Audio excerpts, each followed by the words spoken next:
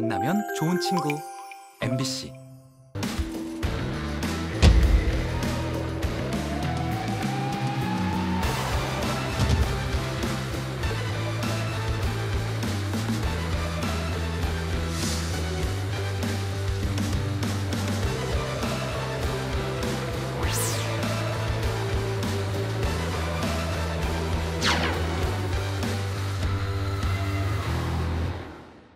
치과 치료는 미루면 미룰수록 증상은 악화되고 비용 부담은 더욱더 커질 수밖에 없을 텐데요. 그럼에도 불구하고 치과에 대한 공포심 때문에 아파도 그냥 이를 악물고 버티는 분들 많으실 것 같습니다. 네, 맞습니다. 이렇게 치과 치료 망설이고 계신 분들을 위해서 오늘 TV 메디컬 약손에서 준비해봤습니다. 좀 더 안전하고 빠르고 편하게 치과 치료 받을 수 있는 의식화 진정요법 그리고 컴퓨터 분석 임플란트에 대해서 알아보겠습니다. 네, 치과 치료에 대한 두려움을 해소해 주실 오늘의 치아 건강 주치 치과 정택균 원장님 함께 하시겠습니다. 안녕하십니까? 네, 안녕하십니까? 안녕하십니까?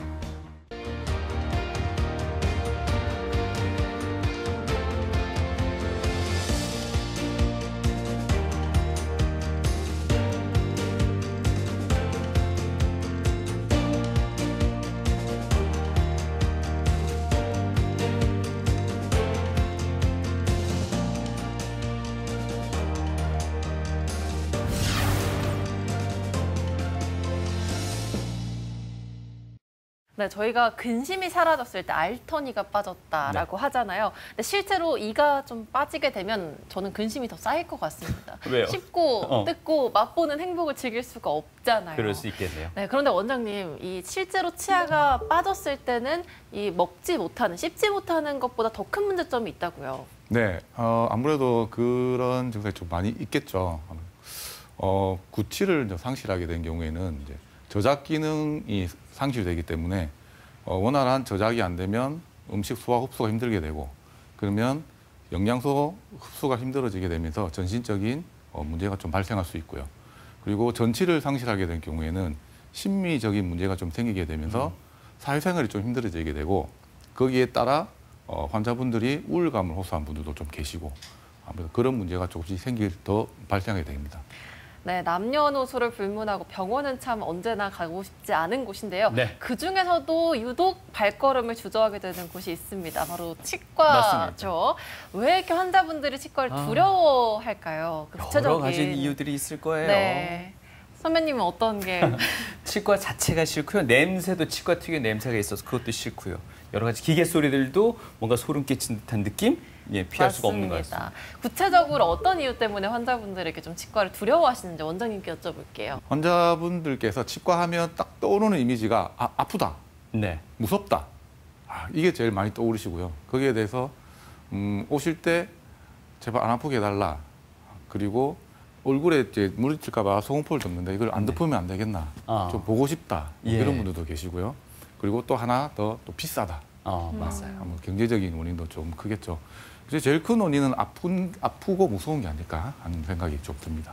치과 치료 가장 큰 이유를 이제 서치를 해봤는데 경제적인 비용이 제일 크다고 답변이 나왔고요. 그다음에 아픈 부위가 경미해서 치료가 무서워서 건강에 큰 차질이 없을 것 같아서 이렇게 나오는데 제 생각에는 건강에 큰 지장이 없을 것 같아서나 아픈 부위가 경미해서나 똑같이 무서워서 그런 게 아닐까. 두렵고. 그래서 이제 이게 나름의 답변을 하시는 게 아닐까 싶고요. 어찌 보면 경제적 비용보다 공포심, 그 무서움 때문에 그렇죠. 더욱더 미루시는 것도 같습니다. 네. 환자분들이 옛날에는 참아라, 좀 참으십시오. 아프면 손 드세요. 맞아요. 그러면은 간호사분들이 손을 싹 내려주시고. 네.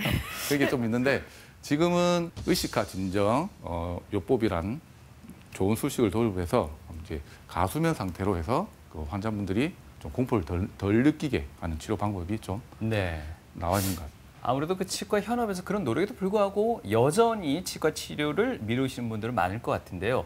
어떻습니까? 환자 한 10분 계시면은 제때 찾아와서 이렇게 미리미리 치료 받으시는 분들 과연 몇이나 될까 싶습니다.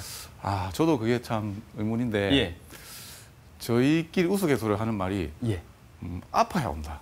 아파야 온다. 아파요. 예. 아프기 전에는 좀 무섭고 두렵고 또 치과 오면 돈이 많이 들까 그런 걱정 때문에 잘 안 오시게 되고요.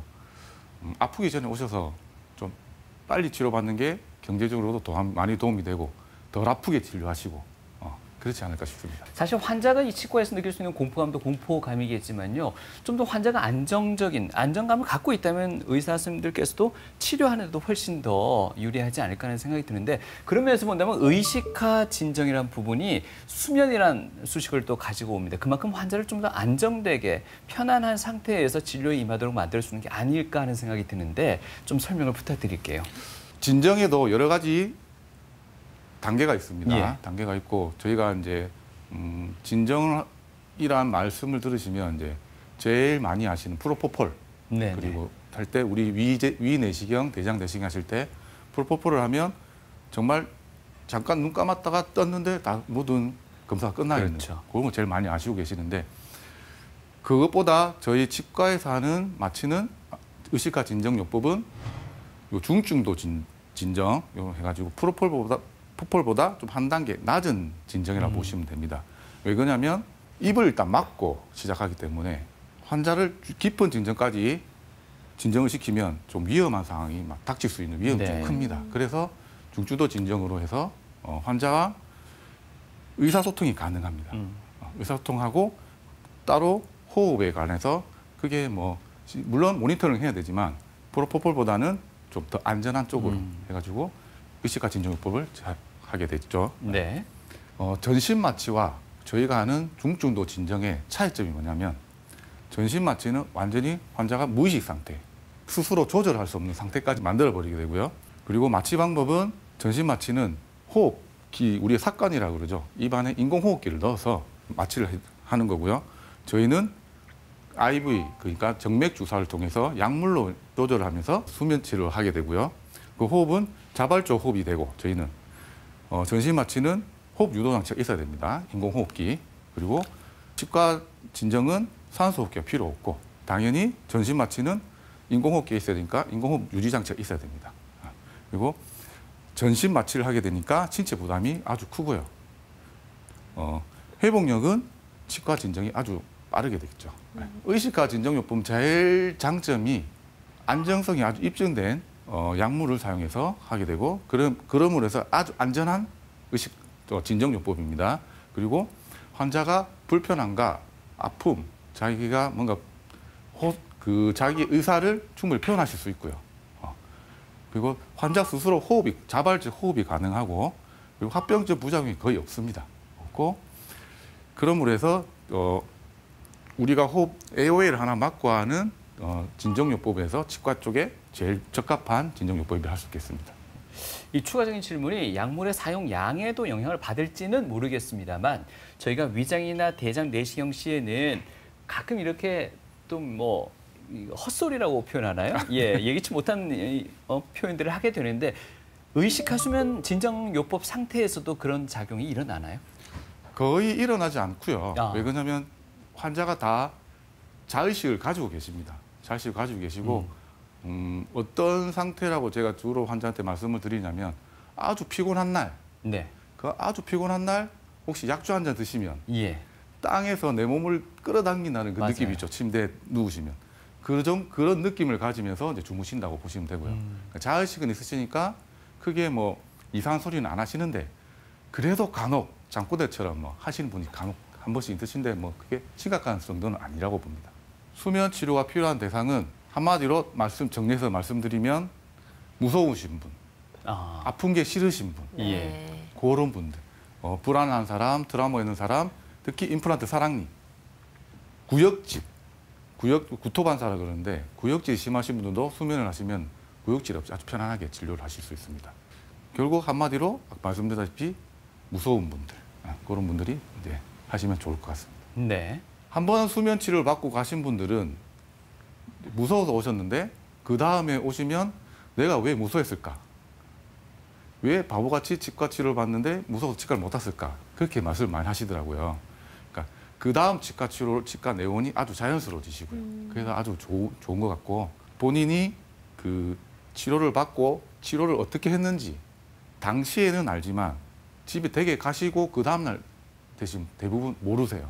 그리고 회복이 빨라서 치료하고 바로 일상생 복귀가 가능하게 됩니다. 네. 진정 치료는 한마디로 말씀드리면 모든 치과 치료에 다 적용이 가능하다고 볼 수 있고요. 대신 자주는 힘듭니다.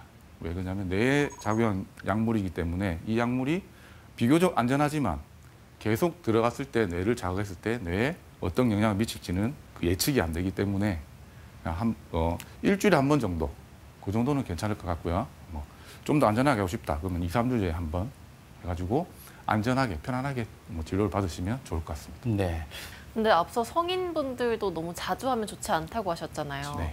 근데 치과 치료는 아이들이 참 유독 무서워한단 말이죠. 맞아요. 근데 아이들의 경우에도 이 미다졸람을 사용한 의식화 진정요법을 사용해도 되는 건지도 궁금합니다. 네, 대한 치과 마취과 학회가 있습니다. 대한 치과 마취과 학회에서 권고하는 최소 연령은 6세 이상. 네, 권장을 하고요. 30kg 이상 몸무게. 그런 분들에게 그 진정 치료를 권장하는데 너무 어린 아이들이나 몸무게가 작으신 분들은 진정요법보다는 우선가스 N2O 네. 마스크 쓰고 하시는 거 있죠. 네. 그걸로 하셔가지고 수면까지는 아니지만 그래도 편안한 진정 효과를 느끼시면서 진료를 하시는 게 좋을 것 같습니다. 네. 이렇게까지 질문을 드려도 되는지는 모르겠습니다만 각각의 장점이 있기 때문에 또 한번 말씀을 드리고자 합니다. 미다졸람은 호흡 억제가 거의 없다고 말씀하셨었고요. 다음에 프로포폴은 회복이 빠르다는 장점이 있습니다. 두 가지 장점을 고루 느끼기 위해서 두 가지 약제를 한꺼번에 사용을 하면은 어떨까요? 네, 질문이 참 궁금하실 것 같은데 예. 참 좋은 질문이신데 두 가지 약물을 함께 사용한 것은 권장하지 않습니다. 네. 왜요? 왜냐하면 이 약물이 두 가지 약물이 상호작용이 어떻게 일어날지 예측을 할 수가 없어요. 사람마다 많이 다르고요. 그 사람의 컨디션마다 다르고 약물의 각각의 약물 용도마다 다르기 때문에 갑자기 두 약물이 상승작용이 일어나게 되면 그 순간 위험한 상황이 올 수도 있기 때문에 그리고 또 하나 더 프로포폴의 진정 심도는 미다졸람보다 상위 개념이라고 보시면 됩니다. 그러면 프로포폴이 들어갔을 때 미다졸람의 장점이 없어지게 되겠죠. 그래서 굳이 두 가지 약물을 동시에 사용할 필요는 없을 것 같습니다. 네. 네, 또 원장님이 환자 사례를 많이 가지고 와 주셨는데요. 네. 의식화 진정요법에 어디까지 이제 적용이 가능한 건지 진료 범위에 대해서 환자 사례를 통해서 좀 설명을 부탁드리겠습니다. 네. 여기 같이 보시면 이분은 20대 여성분인데 스케일링을 하시러 오셨어요. 예. 오셨는데 스케일링 기구의 지직거림과 진동이 정말 싫다고 하시더라고요. 그래서 수면을 하시고 그 진정요법으로 하시고 스케일링을 해드렸습니다. 해드리니까 스케일링 한 것조차를 기억 못 하시더라고요. 편안하게 스케일링을 받고 가셨고요. 그리고 이분은 30대 남성분인데 저기 충치가 아주 큽니다. 네. 큰 부위를 무서워서 계속 못 하고 계셨다는데 이분도 그 무서움 때문에 진정요법으로 해서 이렇게 깔끔한 치료해드렸고요. 그리고 아까 이동 아나운서님께서 말씀하신 것처럼 사랑니 발치.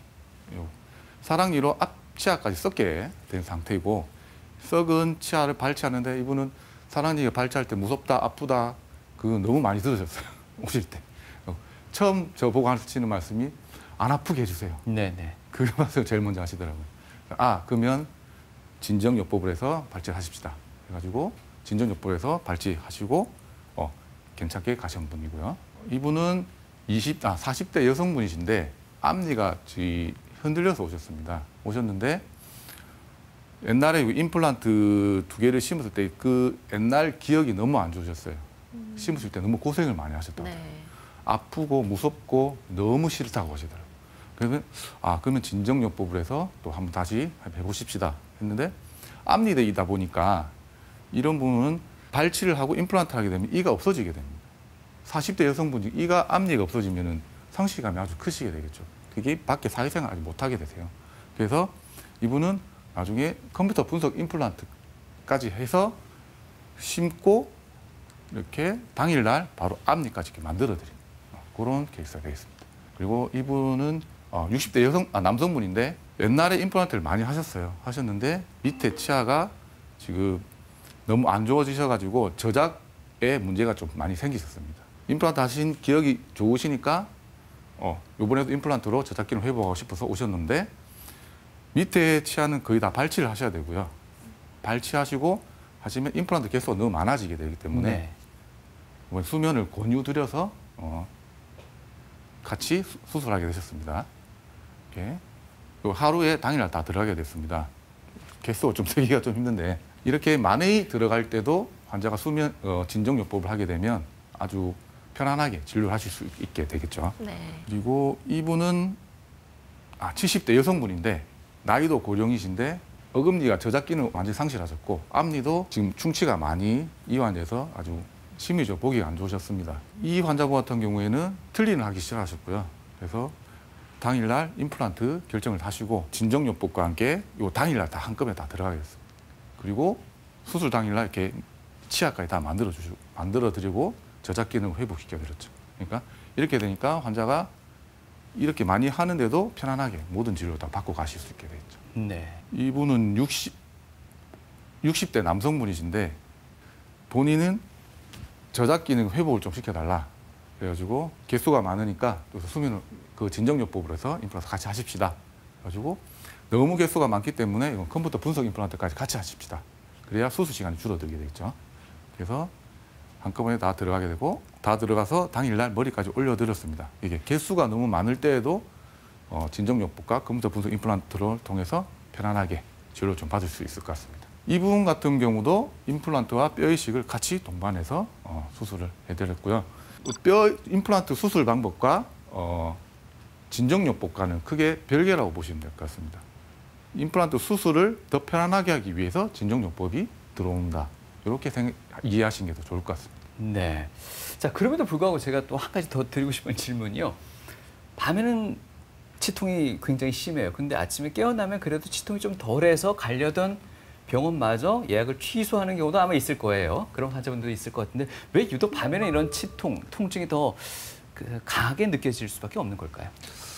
네, 밤에 주무시다가 보통 통증을 많이 느끼시는데 예. 이거를 이제 자발통이라고 그럽니다. 치아가 스스로 통증을 나타내는 거죠.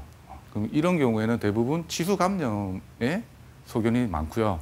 치수감염은 어떻게 통증을 느끼냐면 치수에 압박이 들어오면서 통증을 느끼게 됩니다. 네. 압력이 들어오면서. 근데 주무실 때는 머리가 보통 심장보다 같은 위치거나 낮은 위치에 네. 위치를 하게 되니까 혈류량이 머리 쪽에 좀 쏠리게 되고요. 그 쏠리는 혈류의 압력에 의해서 통증을 좀 더 느끼게 되십니다. 근데 신경이 이 혈류가 신경을 더 압박하게 되면서 아주 심한 통증을 느끼시게 되고요. 그러면 심한 통증을 느끼실 때는 보통 잠에서 깨시고 네. 그럴 때 통증을 좀 경감시키려면 진통제를 좀 복용하시고 그리고 냉찜질을 좀 해주시면 아무래도 그 통증이 경감되고요. 그리고 다음날 아침에 일어나시면 어떤 분들은 깔끔하게 통증이 없어졌다 하시는 분도 계시는데 네. 그건 일시적인 현상이고 오셔서 압박받은 신경을 좀 치료받은 치과 진료에서 방문하셔가지고 치료를 좀 받을 필요가 있습니다. 아까 환자 사례 설명해 주실 때 네. 임플란트 개수가 너무 많은 경우에는 이제 의식화 진정요법을 좀 권장을 해드린다라고 하셨는데 어느 정도로 임플란트를 하게 될 때를 많다고 좀 지칭하시는지도 궁금하고요. 예. 이게 또 임플란트를 할 때 의식화 진정요법을 쓰면 최대 몇 개까지 임플란트가 가능한 건지도 좀 궁금하거든요. 앞서 사진상에는 한 10개 정도는 동시에 있었던 것 같은데. 제가 한꺼번에 제일 많이 해본 게 17개. 전화 위아래 전학을 다 수복을 한 게 17개요? 예. 17개가 이제 거의 맥시멈이라고 보시면 됩니다. 네. 그래도 좀 편안하게 가시고 싶다 하시면 위아래 나눠서 하는 거죠. 보통 9개, 10개 정도. 그리고 10개 정도 넘어가면 좀 많다라고 좀 생각하시면 될 것 같습니다. 네. 어떻습니까? 이 의식화 진정요법은 부작용이나 합병증은 특별히 이렇게 걱정할 부분이 없을지 내지는 또 주의해야 될 건 어떤 것들이 있을지도 궁금합니다.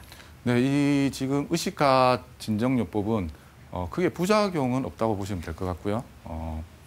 근데 주의할 상황은 전날, 수술 전날 혹시 음주를 하시거나 잠이 안 오셔가지고 수면제를 복용하시거나 그러면 그 다음 날 의식화 진정요법의 약물이 거부 반응을 일으켜요. 약물이 제대로 작용이 안 되는 거죠. 네. 그래서 제대로 잘 못 주무시는 경우가 간혹 계시고요. 네.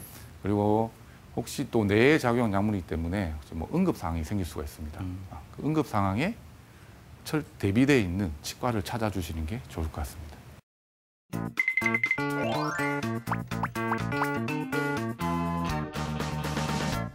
이가 없으면 잇몸으로 살아라는 말이 있습니다. 이 말도 이제 옛말이 된 것 같습니다. 왜냐하면 제3의 치아 임플란트가 있으니까요. 원장님, 네. 임플란트가 많이 대중화되어 있지 않겠습니까? 그런데 선생님을 찾아오는 많은 환자분들이 임플란트에 대해 잘못 알고 있는 부분도 많죠. 네, 생각보다 잘못 알고 계신 분들이 좀 있습니다. 그래서 시민분들에게 임플란트를 어떻게 생각하는지 한번 여쭤봤거든요. 네. 화면을 만나보시죠. 요즘에 수면 치료가 있어서 좀 무섭지 않게 편안하게 할 수 있다는 걸로 알고 있어요. 임플란트를 하고 나니 먹는 것도 잘 드시고 삶의 질이 많이 올라가시는 분들이 많더라고요. 나이가 들어서 이가 빠지면 자연 치아를 대신해서 하는 치료법으로 알고 있어요. 요즘은 어른들뿐만 아니라 젊은 사람들도 많이 한다고 하던데요. 잇몸 영양제도 챙겨 먹고 식사 후에는 바로바로 양치질을 하고 있어요. 딱딱하거나 질기거나 너무 단 음식 같은 거는 좀 자제하려고 노력하고 있어요. 1년에 한 번은 정기검진을 받고 스캐닝을 꼭 합니다. 양치질을 못할 때는 가글이라도 해보려고 노력해요. 원장님 임플란트 수술을 하고 나면 음식 맛을 제대로 못 느낀다는데 사실인가요? 그 임플란트가 완충작용이 좀 없어가지고 잘 씹히다는 느낌을 좀 못 받는 경우가 있습니다.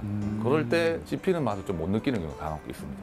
치아가 이렇게 완충도 들어갔다 나왔다 하는가요? 그러니까 치아에 치주인대라는 조직이 있는데 네. 그 인대라는 조직에 의해서 치아가 충격이 받으면 그 충격을 흡수해주는 역할을 하거든요. 근데 임플란트는 치주인대라는 조직이 없습니다. 그럼 완충작용을 못하게 되겠죠. 특히 고기 맛을 모르겠군요.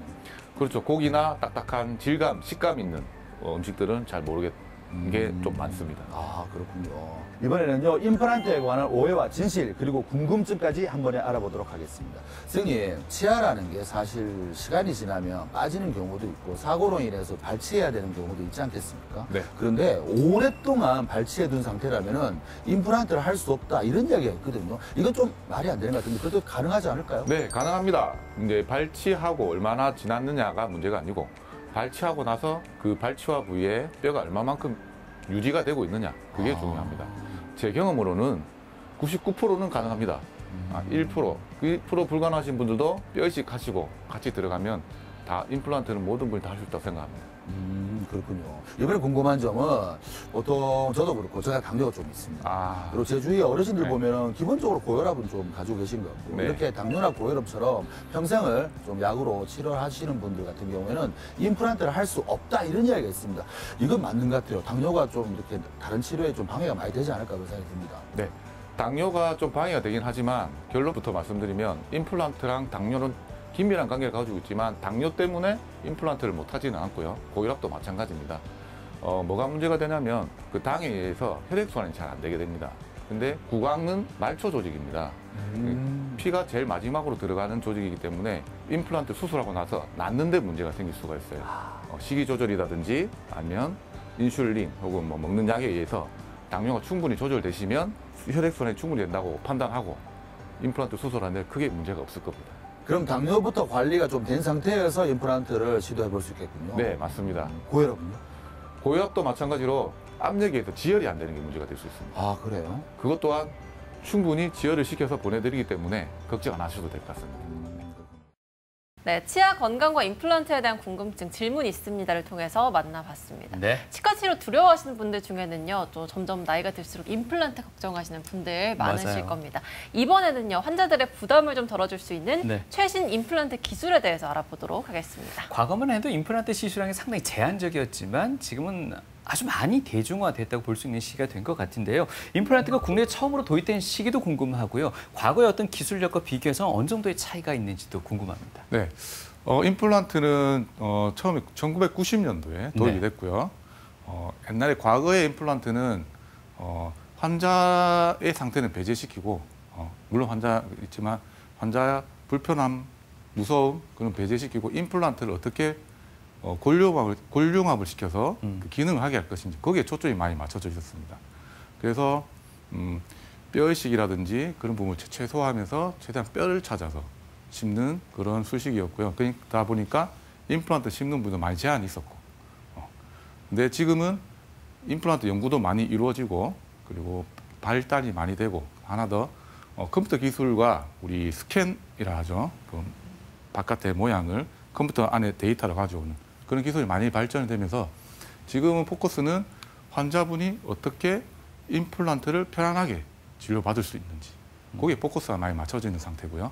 지금 당연히 임플란트는 잘 붙고 골격하면 잘 되는 게 전제로 그거는 당연하고 거기에 환자분이 어떻게 편안하게 임플란트 시술을 받는 거기에 많이 초점이 맞춰져 있습니다. 네, 뭐 장비나 기술이 발전을 하면서 임플란트 기술도 많이 발전했다라고 얘기해 주셨는데 오늘 준비해 오신 컴퓨터 분석 임플란트 저는 처음 들어보고 좀 생소한 개념이거든요. 설명 부탁드리겠습니다. 네, 컴퓨터 분석 임플란트는 말 그대로 컴퓨터로 임플란트를 분석해서 임플란트를 우리가 원하는 위치에 갖다 심는 것을 말하고요. 컴퓨터 분석 임플란트의 특징은 우리 몸 안에 그 뼈 상태, 이 상태, 잇몸 상태를 컴퓨터 안으로 가져온다고 보시면 될 것 같습니다. 네. 그 컴퓨터 안에 가져온 그 데이터를 바탕으로 임플란트의 위치를 결정하는 거고요. 그렇게 됨으로써 아주 정확성과 안전성이 뛰어나게 되고 정확한 임플란트가 정확하게 되니까 임플란트의 평균 수명이 늘어날 수밖에 없고 수술 과정도 위치가 정해져 있기 때문에 잇몸을 많이 절개할 필요가 없습니다. 잇몸 절개가 적어지게 되니까 통증이 적고 치유도 좀 빨라지게 됩니다. 빨라지게 되고 그리고 정확성이 뒷받침되기 때문에 원데이라고 하죠. 임플란트 식립 후에 바로 머리를 올릴 수 있는 그런 과정을 더 가질 수 있습니다. 4번에 최소 절개로 통증이 적고 빠르게 시술 가능, 그리고 5번도 원데이 보철 가능이라고 하셨습니다. 그만큼 시술 시간을 많이 단축시켜준다는 의미가 될 것 같은데 어느 정도 차이가 나타날까요? 시간이 제일 큰 차이 난 이유가 옛날에는 초심자와 숙련자는 아주 큰 차이가 나게 되겠죠. 아무래도. 근데 컴퓨터 분석 임플란트가 들어옴으로써 모든 의사들이 숙련자처럼 환자 입안에서 임플란트를 식립해낼 수 있고요. 근데 제가 경험한 바로는 숙련자가 하시는 것보다 더 빠르지 않을까. 일단 절개가 아주 작게 들어가기 때문에 네, 그렇게 생각합니다. 아무래도 기술이 디지털화가 되다 보니까 정교함 역시 늘어날 것 같은데요. 네. 우리가 알고 있는 일반 임플란트하고도 좀 여러 차이점이 있을 것 같습니다. 교수님 구체적으로 설명 부탁드릴게요. 네, 그 컴퓨터 분석 임플란트와 일반 임플란트의 차이점을 정리를 한번 해봤는데요. 네. 일단 수술 방식은 컴퓨터 분석 임플란트는 절개를 최소화할 수 있습니다. 그럼 절개가 최소화되니까 출혈이 작아지고요. 감염의 위험도 작아지고. 네. 그러나 일반 임플란트는 술자가 뼈를 확인해야 되기 때문에 잇몸을 좀 많이 절개를 해야 되고요. 수술 시간은 위에서도 마찬가지로 절개가 짧아지니까 봉합 시간이 짧아집니다. 그래서 수술 시간이 좀 짧아지게 되고 일반 임플란트 경우에는 뼈의 위치가 확인이 어렵다거나 수술이 어려질 경우 수술 시간이 좀 길어질 수가 있고요. 회복 시간도 계속 연속성입니다. 절개가 짧고 봉합이 짧으니까 회복도 빨라지게 되고요. 일반 임플란트는 절개가 커지고 봉합이 많아지면 회복이 좀 더뎌지고요. 정확도는 컴퓨터로 저희가 모의 수술을 하기 때문에 그 뼈의 위치를 정확하게 확인할 수 있기 때문에 아주 정확하게 되고 일반 임플란트는 술자가 눈으로 확인하고 손으로 촉지하면서 들어가야 되기 때문에 어떤 경우에는 좀 부정확할 수 있는 위험이 좀 있습니다. 그리고 안정성은 마찬가지로 입안에 있는 위험 구조물들을 컴퓨터상에서 모두 피해갈 수 있기 때문에 컴퓨터 분석 임플란트가 훨씬 안전하다고 볼 수 있습니다. 네. 컴퓨터 임플란트 추천 제가 드리고 싶은 분들은 여러 개의 임플란트를 하시는 분들. 아무래도 절개가 짧아지고 수술이 짧으니까 회복이 아주 좋고 더 안 아프게, 더 편안하게 진료할 수 있고요. 잇몸뼈가 얇은 분들은 뼈의 위치의 양을 최소한으로 만들 수 있기 때문에 컴퓨터 분석 임플란트가 아주 좋을 수 있고요. 전신 질환이 있는 분들도 또한 절개가 작기 때문에 신체에 부담이 많이 작아지게 됩니다. 그리고 틀니를 오랜 시간 사용하신 분들도 이번과 마찬가지가 되는데 틀니를 오랜 시간 사용하시게 되면 잇몸뼈가 흡수가 되면서 얇고 낮아지는 경우가 많습니다. 이런 분 또한 컴퓨터 분석 임플란트로 뼈의식을 최소화하면서 임플란트 식립하는 게 좋을 것 같고요. 그리고 공포가 있거나 무서운 분들, 시간이 없으신 분들 이런 분들 또한 오시면 수술 시간이 짧기 때문에 빨리빨리 편안하게 진료를 할 수 임플란트 진료를 받을 수 있겠습니다. 네. 네. 그렇다면 10대 청소년들, 특히나 남학생, 격한 운동을 많이 하는 친구들 같은 경우에는 앞니 손상이 또 종종 있습니다. 이런 친구들한테도 컴퓨터 분석 임플란트를 추천할 수 있을까요? 컴퓨터 분석 임플란트는 연령대, 남녀 전혀 가리지 않고 모든 분들이 이렇게 다 추천을 드리는데 예. 어린 분들은 임플란트를 하게 되면 뼈의 성장이 아직 다 이루어지지 않았기 때문에 네네. 면밀한 세심한 관찰이 필요합니다. 근데 10대라고 하신다면 이 10대가 10대 초반인지 후반인지가 중요해요. 초반이면 아직 뼈의 성장이 다 이루어지지 않았기 때문에 관찰을 하고 뼈의 성장이 다 어느 정도 성숙한 다음 하는 게 좋을 것 같고요. 이제 후반인 경우에는 거의 성장이 다 이루어졌다고 보면 됩니다.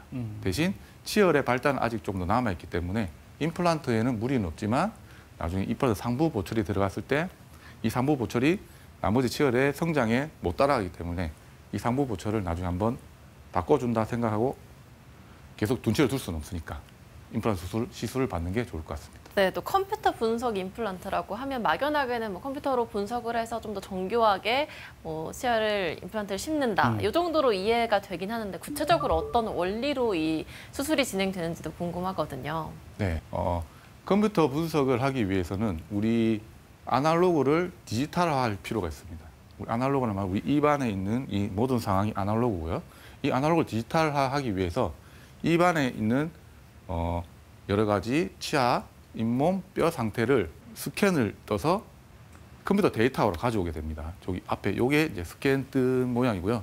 치아, 잇몸을 이렇게 컴퓨터로 가져오게 되고요. 네. 그리고 나서 안에 뼈 상태는 스캔으로 확인이 안 됩니다. 이거를 CT로 뼈 상태를 그 컴퓨터 안으로 가져오게 돼요. 그러면 이 CT와 안에 그 치아 상태를 서로 합쳐줄 필요가 있어요. 데이터가 두 개가 따로 있으니까 이거 서로 합쳐줄 필요가 있어요. 이거를 매칭이라고 합니다. 매칭을 함으로써 이 뼈와 이 치아의 상태가 같이 컴퓨터 안으로 다 들어오게 되고요. 이 들어온 데이터를 바탕으로 이렇게 임플란트를 뼈 안에 컴퓨터 상에서 이제 모의 식립을 하게 됩니다. 모의 식립을 해서 우리가 사용하는 머리를 먼저 확인을 하고 그 머리에 맞게 임플란트의 위치를 결정을 하고요. 그러면 이 결정된 임플란트 위치 정보를 서지컬 가이드라는 수술 도구로 치환을 해서 이 치환한 수술 도구를 잇몸 안에 가져가서 이렇게 바로 수술을 하게 되는 요래 일련의 과정으로 컴퓨터 분석 임플란트가 이루어지게 됩니다. 네. 원장님 설명 오늘 이렇게 쭉 들었을 때는 나중에 내가 임플란트를 하게 된다면 컴퓨터 분석 임플란트를 해야겠다라고 생각은 드는데요. 실제 현장에서 이 환자분들의 선호도가 어떤지도 궁금하거든요. 뭐 그냥 예전 방식으로 해달라 이렇게 하시는 분들도 계신가요? 네, 예전에 제가 이제 컴퓨터 분석 임플란트가 없을 때 임플란트 심어드린 분들이 저한테 이제 다른 치아 아파서 오시면 원장님 옛날에도 잘했는데 똑같이 뭐 그걸 할 필요 없어 해주시면 안 되나 그렇게 말씀하시는 분들도 계신데 그런 분들도 제가 설득을 해서 컴퓨터 분석 임플란트 기술이 좋아졌으니까 더 좋게 합니다 하면 따라와서 잘 하시고요. 그렇게 하신 분들도 보면 만족도가 아주 좋으시고요. 네. 그리고 처음 저희 병원 오시는 90% 이상의 환자분들이 다 컴퓨터 분석 임플란트를 찾아오시는 분들도 있고 저희가 설득해서 같이 하시는 분들도 있고 그렇게 있습니다.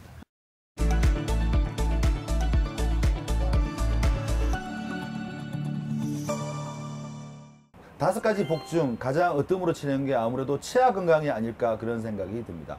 게다가 100세 시대가 도래하면서 점점 치아의 중요성이 더 절실하게 느껴지는 시대를 살고 있는데요. 그래서 치아 건강 중 임플란트에 관한 시청자 사연들을 모아봤습니다. 선생님, 네. 50대 여성의 사연입니다. 네. 이분이요 임플란트 수술을 받았다고 합니다. 근데 최근 건강검진 결과 뇌 MRI를 한 번 더 찍어보자는 소견이 있었던 모양이에요. 그런데 어디서 들었는 모양입니다. 임플란트 수술을 받은 사람이 MRI 검사를 받으면 결과가 제대로 안 나온다 이렇게 얘기하는데 이게 좀 저는 이해가 안 가거든요. MRI와 임플란트 이게 연관성이 있나 어떤가요? 이것도 잘못된 상식 중에 하나라고 생각합니다. 임플란트는 일단 자기장 영향을 받지 않습니다. 그리고 뼈 안에 들어가서 뼈가 붙어버리기 때문에 물 분자와 아무 상관이 없어요. 그러니까 임플란트가 있다고 해서 MRI가 안 나온다거나 이상하게 나온다거나 그런 일은 절대 없을 겁니다. 50대 여성분 좀 안심하게 됐네요. 이번 사연은 60대 어머니를 모시고 있는 30대 아들의 사연입니다. 어머니가요, 꽤 오랜 기간 틀니를 좀 착용하고 계셨는 모양입니다. 최근 들어 어머니께서 틀니 대신에 전체적으로 좀 임플란트 수술을 받기를 원하시는 모양이에요. 아들 입장에서는 해주고 싶은데, 그런데 어디서 이야기를 들었던 모양입니다. 틀니를 너무 오랫동안 착용한 어르신 같은 경우에는 임플란트를 할 수 없다 그러던데, 이건 맞는 것 같은데요. 이 부분은 틀니를 쓰신 분들이 남아있는 치조골의 양에 따라서 임플란트를 할지 안 할지 어떻게 할지 그것도 결정을 해야 되는데, 틀니를 오래 쓰시면 틀니 압박에 의해서 치조골이 녹아내립니다. 오래 사용하셨다면 아마 치조골이 많이 녹아있는 상태일 텐데, 그 치조골 상태 충분하면 부담 없이 하셔도 되고요. 근데 치조골이 많이 없다, 근데 틀니는 못 쓰겠고 임플란트 꼭 하고 싶다 그러시면 좀 힘드시겠지만 뼈 이식을 동반해서 임플란트를 하시면 될 것 같습니다. 결론적으로 말씀드리자면 환자분의 상황만 받쳐준다면 임플란트를 하는 데는 전혀 문제없이 하실 수 있지 않을까 생각합니다. 이 어머니의 컨디션이 굉장히 중요하네요. 그렇지 않겠습니까? 근데 60대시니까 한번 시도해보는 게 더 나을 거라 생각이 드는데 맞나요? 네, 아무래도 60대시면 그 씹는 즐거움을 다시 가지고 가시는 게 좋지 않을까 합니다. 만약에 너무 고령 어르신 같은 경우에는 틀니를 오랫동안 착용했다 그러면은 아예 안 하시는 게 나을다는 생각이 좀 드는데. 저도 똑같은 생각으로 진료를 하고 있고요. 그래요? 지금 틀니 잘 쓰고 계시는데 왜 고생을 하시면서 임플란트를 바꿀까? 지금 틀은 틀니 잘 씹고 그 틀니 관리를 해드리겠습니다. 이렇게 말씀을 드리고 하시면 대부분은 그냥 틀니 잘 사용하시는데, 그래도 간혹 평생 소원이라는 분들이 계세요. 한 번씩. 나는 이 틀니 안 쓰고 임플란트로 해서 제대로 이처럼 찍고 싶어. 그런 분들이 계시면 그때는 임플란트를 해드리는데 체력적으로 한 번씩 문제가 될 수도 있습니다. 근데 그렇게 되면 이제 의식과 진정이라는 이제 잠을 재우고 약물로, 그래서 편안하게 치료를 받게 하시면 대부분 잘 하고 임플란트를 만족하고 잘 쓰게 됩니다. 네, 임플란트와 관련된 시청자들의 사연 화면을 통해서 만나봤는데요. 눈에 보이는 치아의 그 상태도 중요하겠지만 물론 치아의 속사정 또한 무시 못할 부분일 것 같은데요. 계속해서 우리 수면 컴퓨터 분석을 이용한 환자 사례 조금 더 만나보도록 하겠습니다. 네. 자, 이분은 60대 남성분으로 틀니를 쓰시다가 지금 그 전반적인 치주염으로 치아가 많이 흔들려가지고 내원을 하셨는데, 어금니는 거의 다 발치를 해야 될 상황이고요. 전치는 몇 개는 지금 세이브가 가능한 상황이었습니다. 그래서 임플란트 개수를 최소화하고 안정적인 수술을 하기 위해서 컴퓨터 분석 임플란트를 추천드렸고요. 이분은 발치를 하시면서 같이 임플란트가 같이 들어간 케이스가 되겠습니다. 그리고 이분은 60대 여성분인데 타이원에서 신경치료한 치아가 부러져가지고 내원을 하셨고요. 부러진 치아는 당연히 뽑아야 되고 그 부위에 임플란트를 생각을 오셨는데, 제일 먼저 요구하는 사항이 앞니가 없는 채로 지낼 수는 없다. 앞니를 어떻게 좀 만들어 주세요. 근데 이 또한 컴퓨터 분석 임플란트를 통해서 좋은 위치에 들어가게 됨으로써 그 위치에 따라 그 수술 당일날 앞니를 만들어낼 수가 있습니다. 그래서 컴퓨터 분석 임플란트 이용해서 앞니까지 이렇게 당일날 좀 만들어주는 케이스가 되겠고요. 이분은 40대 여성분인데, 저기 보시면 딱 봐도 뭔가 분위기가 안 좋습니다. 치주염으로 상당히 많이 고생하셨고요. 그동안 붓고 빠지고 부었을 때 엄청난 통증을 많이 갖고 계신 분인데 무서워서 못 오셨어요. 그만큼 이 통증을 참을 만큼 치과가 오기 두려웠던 거죠. 근데 너무 아프시니까 결국 내원을 하셨고요. 내원을 하신 당일날 발치를 하시고 임플란트까지 하시고, 그리고 하실 때 의식과 진정요법까지 하셔가지고 공포를 최소한 해드렸고, 당일날 앞니까지 수복을 해드리면서 심미 기능을 회복해드린 케이스입니다. 60대 여성분이고요. 지금 전체 위아래 틀니를 쓰고 계셨는데 틀니가 너무 불편하셨습니다. 보시면 밑에 치아는 부러져가지고 이제 밑에 틀니가 안 맞게 되겠고요. 그래서 저작 기능을 상실하셔가지고 저작이 아주 문제가 계셨고요. 이분도 컴퓨터 분석 임플란트를 통해서 안 좋은 치아 발치와 동시에 그 임플란트를 다 식립해드렸고, 수술 당일날 이렇게 밑에 임시치아까지 올려드림으로써 저작 기능까지 회복을 시켜드렸습니다. 이분도 컴퓨터 분석 임플란트는 물론 그 편안한 그 임플란트 수술을 위해서 의식과 진정요법을 같이 병행하였습니다. 이분은 50대 남성분인데요. 치아는 다 있으신데 치아 상태가 지금 너무 안 좋습니다. 치아가 모두 흔들리고 있고요. 흔들림 너무 심해서 저작이 안 되시고요. 앞니도 너무 보기 싫어하셔가지고 사회생활 힘들다고 호소하셨습니다. 이분도 마찬가지로 컴퓨터 분석 임플란트를 통해서 수술 당일날 머리와 다 넣어드렸고 의식과 진정요법으로 편안하게 진료를 수술을 하셨고요. 하는 날 머리가 다 들어감으로써 저작 기능과 심미 기능을 다 회복하심으로써 사회생활에 큰 무리 없게 만들어드렸고 끝나고 나서 마지막 보철물은 앞에 그 당일 보철물보다 또 좀 더 개선된 보철물을 만들어 드릴 수 있었습니다. 이분은 30대 남성분인데 이분이 정말 무서워하시는 치과를 정말 무서워. 조금 썩었는데도 못 오고 하다가 결국 치아가 썩어서 다 부러져가지고 내원을 하시게 됐고요. 30대임에도 불구하고 위쪽 앞니가 거의 없습니다. 네. 단지 충치 때문이었네요. 네, 단지 충치 때문에 치아가 다 썩어서 부러지죠. 그러니까 무섭다고 안 오시지 마시고 조금만 이상이 있으면 오시는 게 좋을 것 같습니다. 예, 이런 분들에게는 진정요법이 꼭 필요할 것 같습니다. 네, 진정요법으로 이분도 당일 수술하시고 앞에 앞니까지 들어가면서 어느 정도의 심미 기능과 저작 기능을 회복시켜 드렸습니다. 네. 지금 여러 사례를 보여주셨는데 사용하신 그 임플란트 보철물의 또 종류가 굉장히 많잖아요. 다 같은 재료를 사용하시나요, 원장님께서는? 네, 임플란트 보철은 크게 세 종류로 좀 나눌 수 있습니다. 네. PFM이라고 기존 옛날부터 썼던 보철물과 그다음에 금, 골드라 그럽니다. 골드 크라운. 이 또한 옛날부터 썼던 안정적인 보철물이고 지금 임플란트에 가장 많이 사용되는 지르코니아라는 하얀색의 금속성의 보철물이 있습니다. PFM이라는 보철물은 금속에다가 사기를 위해 구워내는 그런 보철물인데 아무래도 사기를 구워내다 보니까 이 사기가 파절될 위험이 조금 있고요. 강도가 좀 많이 떨어지게 됩니다. 그래서 강도가 많이 필요한 부분은 금으로 좀 하기도 했는데 근데 이 또한 금값이 원체 비싸다 보니 그거를 어금니에 엄청난 많은 금으로 하기에는 경제적 부담이 너무 크게 되고요. 그래서 지르코니아라는 새로운 대체물이 나왔는데 이 지르코니아 대체물은 강도도 아주 탁월하고 심미성도 좋습니다. 그래서 지르코니아로 임플란트 보철물을 많이 해드리고 있고요.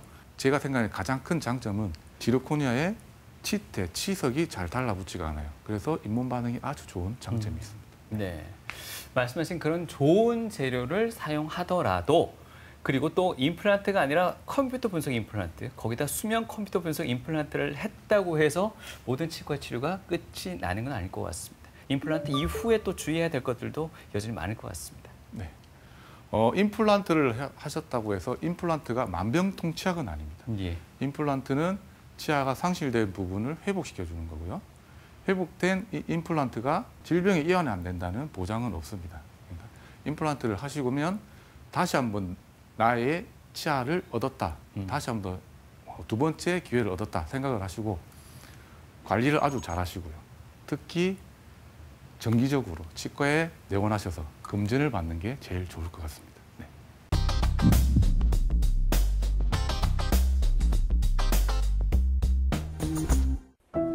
참기 힘든 치통, 제대로 식사조차 하기 힘든 불편한 증상으로 치과를 찾았다는 한 환자.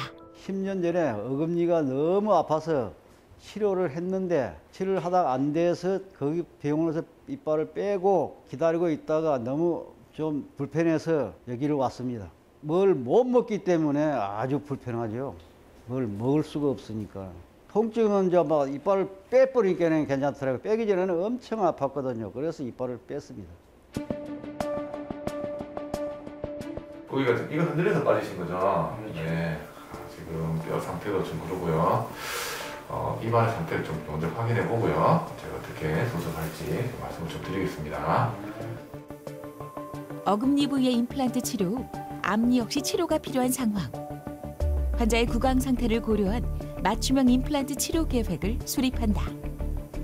네, 이 환자분은 처음에 오셨을 때 발치가 돼서 온 상태시고요. 엑스레이랑 CT 확인한 결과 치조골이 지금 염증 이완이 많이 돼 있으시고 잇몸도 부어 계시고요. 그걸 유추해 본 결과 아마 치아가 흔들려서 뽑으신 것 같고 진단명은 치주염으로 진단이 되고요. 지금 이 환자분은 고혈압이 좀 있으셔가지고 기저질환으로 거기에 주의하면서 수술을 계획하면 될 것 같습니다. 수술은 그 염증이 이완된 치조골의 뼈 이식이 좀 필요하고 이 뼈 이식을 동반한 임플란트를 식립하는 걸로 계획을 잡았습니다. 임플란트 치료에는 현재 다양한 방식이 활용되고 있는데 통증에 대한 환자의 부담을 줄여줄 수 있는 의식화 진정요법이 진행될 예정이다. 수면 마취를 했을 때 환자분은 참 편안하게 진료를 받으세요. 어떤 분들은 코 골면서 주까지 주무시기도 하시고 환자분은 기억이 없으세요. 그러니까 너무 편안하게 수술을 받았다고 생각을 하시고 그리고 저도 수술할 때 컨디션에 좀 신경을 안 써도 되니까 수술에만 집중할 수 있어서 저도 편안하게 빨리 좀 끝낼 수 있는 장점이 좀 있습니다. 염증이 심해져가지고 치조골 상태가 좀 많이 안 좋았습니다. 뼈이 많이 들어가게 되면 좀 붓기가 좀 있고 통증이 좀 수반이 좀 많이 됩니다. 그 부분만 좀 컨트롤 잘 되시면 나중에 결과에는 큰 무리는 없을 것 같습니다. 환자의 경우 만성복합 치주염 그리고 고혈압을 앓고 있어 보다 섬세한 치료가 필요한 상태. 뼈 이식을 통해 인공치근을 단단하게 고정한 다음 추후 상태를 지켜보며 보철물을 결합한다. 최근에는 3D 디지털 기술을 활용한 사전 모의 수술로 보다 정확하고 안전한 치료가 가능하다. 100세 시대 건강한 치아가 곧 삶의 질을 결정하는 만큼 나에게 맞는 치료법으로 치아 건강을 조기에 관리하는 것이 중요하다. 수술은 잘 됐고요. 뼈 이식한 부분만 컨트롤이 잘 된다면 아주 좋은 결과를 예상할 수 있을 것 같습니다. 수면의 진료의 장점이 또 하나가 더 있는데 회복이 아주 빠릅니다. 수술이 끝나고 5분, 10분 안에 이 상태에 바로 복귀가 가능하기 때문에 이 환자분은 수술 끝나고 바로 댁으로 귀가를 조치시켰습니다. 염은 오징어도 먹고 싶고 또 떡도 먹고 싶고 과일같이 딱딱한 것을 먹고 싶습니다. 컴퓨터 분석 임플란트는 컴퓨터로 그 치조골과 임플란트의 위치를 서로 따져서 좋은 위치에 컴퓨터 상에서 식립을 해보고 그리고 그 자료를 그대로 가져와서 환자 구강 안에 그대로 재현하는 것이라고 생각하시면 됩니다. 많이 안 붓게 하기 위해서는 첫 이틀은 차가운 찜, 냉찜질을 좀 해주시고요. 이틀 이후에는 온찜질로 해서 붓기만 컨트롤이 잘 되시면 아주 좋은 결과를 예견할 수 있을 것 같습니다. 그리고요, 꼭 정해진 날짜에 오셔서 실밥을 풀고 상태를 꼭 확인하시길 바랍니다. 네, 좀 더 안전하고 편하고 빠르게 치과 치료 받을 수 있는 의식화 진정요법, 또 컴퓨터 분석 임플란트에 대해서 알아봤습니다. 네. 원장님 끝으로 시청자분들께 당부의 말씀 전해주시면요. 네, 아무래도 치과가 공포와 두려움의 대상이다 보니까 치과에 검진 오든지 치료받으러 오는 걸 좀 꺼려하시는 분이 많이 계시는데 의식화 진정요법이라든지 컴퓨터 분석 임플란트라든지 안전하고 편안하게 진료받을 수 있는 여러 가지 다양한 방법이 많으니까 안심하시고 오셔서 검진과 진료를 받았으면 좋겠습니다. 네. 치아 건강이 전제되지 못한다면 길어진 노후도 결코 축복이 될 수만은 없을 것 같습니다. 적극적인 치과 치료 예방을 통해서 뜯고 씹고 맛보는 이런 행복 절대 놓치지 마시기 바랍니다. 네, 치과 치료 계속 미루고 계신 분들은요, 이제는 근심 말고 안심하시고요, 적절한 치료 받으시기를 권장드리겠습니다. 네. 오늘 유익한 정보 전해주신 치과의 정택균 원장님, 좋은 말씀 고맙습니다. 네, 감사합니다. 고맙습니다.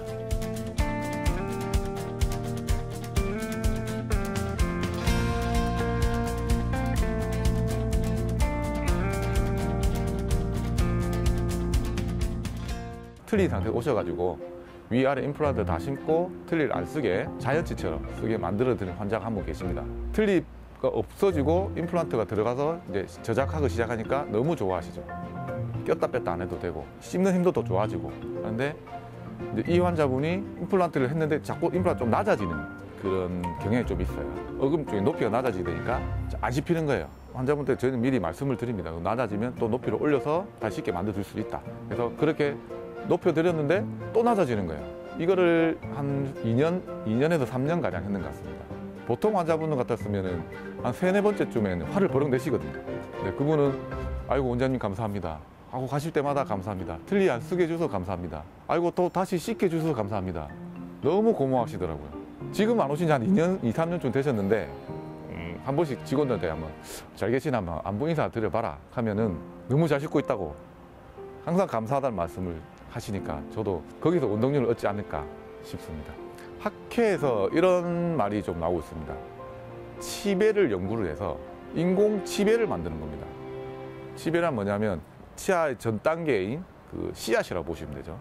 그 씨앗을 치조골 안에 심었을 때 그 치배가 성장을 하면서 치아가 다시 만들어지는 거죠. 흥미로운 분야가 아닐까 싶고요.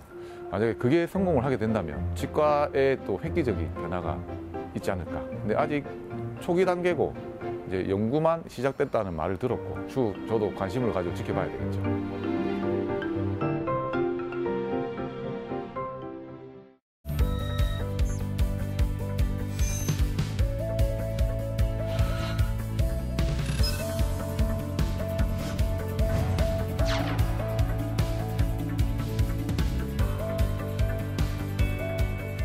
만나면 좋은 친구 MBC